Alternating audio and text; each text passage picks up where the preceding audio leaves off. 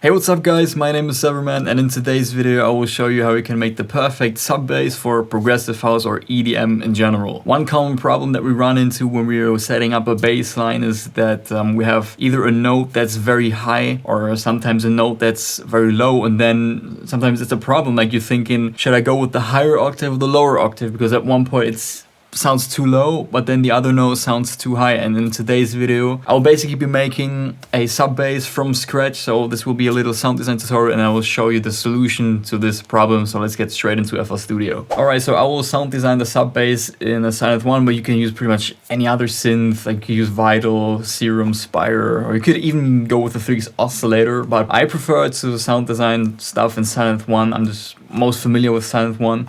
So, alright, let's go ahead and grab the init preset. So this will give us a basic saw wave.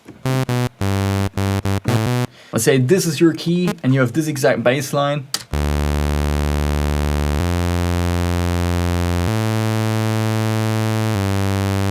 And you're setting up your sub bass, and then you're probably thinking, oh crap, the D is sounding too low. But if I use the higher octave, it's sounding too high. And so the trick here is you want to use 2 octaves. Instead of having the 2 octaves in the piano roll, we're just going to set up the 2 octaves in the synth. So let me get back to the sine wave. I just used the saw wave for better demonstration purposes because it's more audible as a sine wave. But for the sub, we want to use a sine wave because the sine wave is just producing one frequency. So let me open up just an EQ here on the master, and I will enable the, what's it called, the heat map.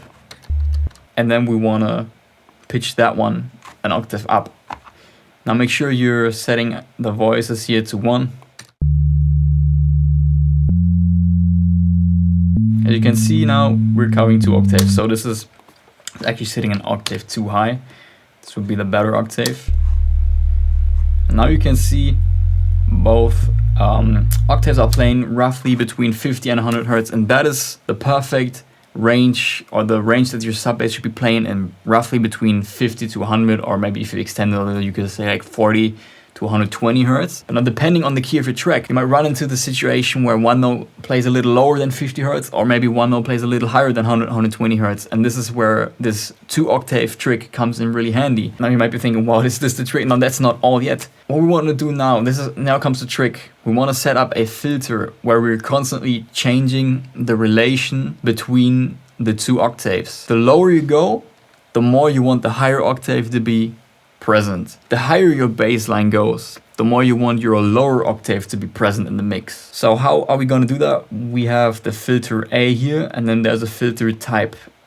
And now a lot of people probably use like a low pass filter on a sub to like cut away the highs. But what we want to do is we want to use a band pass filter, which is a combination of a low and high pass filter. So as you can see, the curve is like this. It's like a U, but like flipped. So what it's doing is it's isolating a certain frequency range. And now with the cutoff here, we want to find the right setting with this knob. Because if I'm playing this right now, basically there's nothing coming through because the cutoff is set too high. So let me lower this. Also open up that EQ again. So we have the visual representation. We'll lower this some more. Then we can also add a little bit of resonance. Let's go ahead and lower it a little more.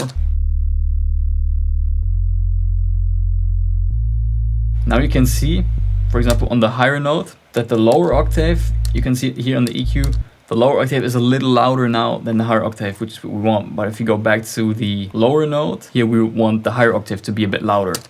As you can see, that's the case. Higher octave is a little bit louder. Now let's still make this a bit more precise. So what we could do is we could, for example, lower the volume of the higher octave a little. Then you can also add a little bit of drive. Just kind of add some distortion, some overtones. And also what I'd recommend is increase your release a little to get rid of some clicks. And now you can see this. Let me show this again on span. Lower note, the higher is more present. Now we're going higher, again higher, and here the lower note is more present.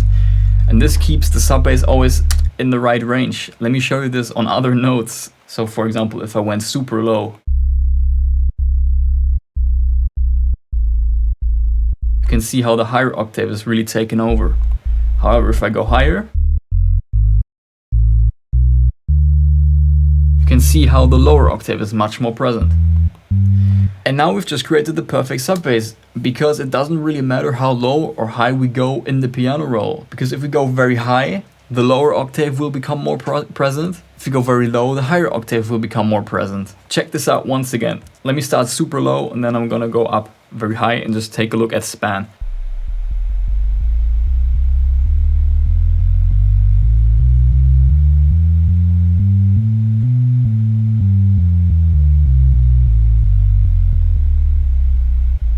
You see how the relation between the two octaves changes, and that's what we want. So I hope you guys enjoyed this video. This was a bit more technical than usual. I hope to see you guys in the next one. Cheers.